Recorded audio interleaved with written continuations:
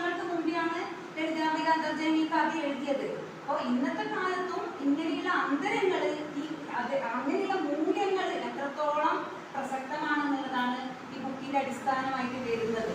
പിന്നെ ഈ വൃദ്ധ എന്ന് പറയുന്നത് ഒരു ബിംബം മാത്രമാണ്. ഒരു കുടുംബത്തില് ഒരാൾ കയറി വരുമ്പോൾ, അല്ലെങ്കിൽ ഒരു പുരുഷൻ കയറി വരുമ്പോൾ ആ കുടുംബത്തിന് എത്രമാത്രം നമുക്ക് മാറ്റങ്ങൾ വരുത്താൻ പറ്റും. ആ ഒരു ഗൃഹനാഥനില്ലാത്തൊരു വീടാണ്.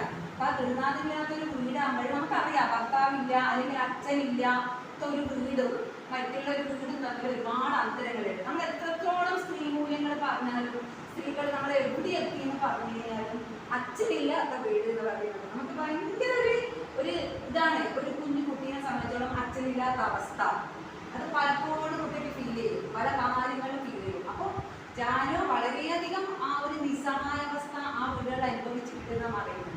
അപ്പം അങ്ങനെയുള്ള കാര്യങ്ങൾ ഇന്ന് സമൂഹത്തിൽ പ്രസക്തമാണ്. അച്ഛനില്ലാത്ത അല്ലെങ്കിൽ ഭർത്താവില്ലാത്ത ഒരു വീടിൻ്റെ ഒരു ശോചനീയാവസ്ഥ അവർ എത്രത്തോളം കഷ്ടപ്പെടുന്നുണ്ട് എന്നുള്ളത് നമ്മൾ പലപ്പോഴും ചിന്തിക്കാറില്ല. അഭിമാനമുള്ള ഒരു സ്ത്രീ അല്ലെങ്കിൽ ഒരു അമ്മ അവർക്കുള്ള വിഷമങ്ങൾ ആരോടും പറയില്ല. അപ്പം നമ്മൾ ചോദിക്കാറുണ്ട്, അടുത്ത വീട്ടിൽ ഭക്ഷണമൊക്കെ വെച്ചിട്ടുണ്ടോ?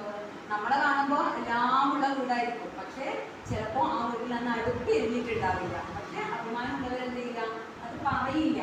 ആ അഭിമാനം ജാനുവിനുള്ളിൽ നല്ലോണമുള്ളത് കൊണ്ടാണ് മറ്റുള്ളവരെ മുമ്പിൽ കൈ നീട്ടാതെ ഞാൻ എന്ത് ചെയ്യുന്നത്, ആ ചെറിയ പണിയായവർ ചെയ്യുന്നത്. അപ്പോഴേക്കും ആ ഒരു അനാഥത്വം, അച്ഛനില്ലാത്ത അനാഥത്വം ആ കുട്ടി നന്നായി പേർന്നത് കൊണ്ടാണ്